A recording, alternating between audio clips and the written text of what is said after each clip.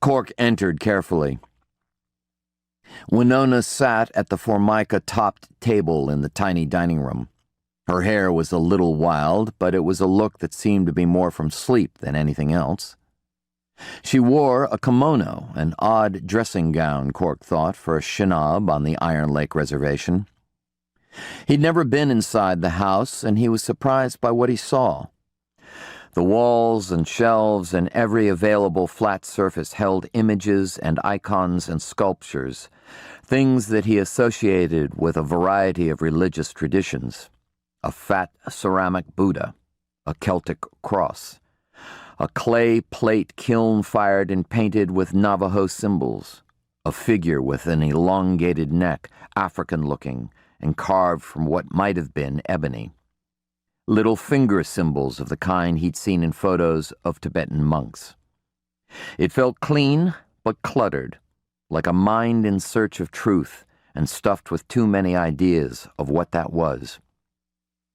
Jubal Little towered over Winona, his back to Cork. He wore boxer shorts, nothing else. His broad back was thickly muscled and his skin deeply tanned. On the speckled formica of the tabletop stood a bottle of Maker's Mark Kentucky bourbon, the red seal broken, but no glass that Cork could see. He did see, as Jubal waved his hands, the gun that Willie had warned him about. The house lay mostly in the gloom of a day not yet arrived. Only one light was on, a little lamp on a table in the corner behind Winona. A lamp with a tan shade decorated with images of dream catchers. "Then there's nothing to be done," Jubal said with a despair that didn't quite ring true.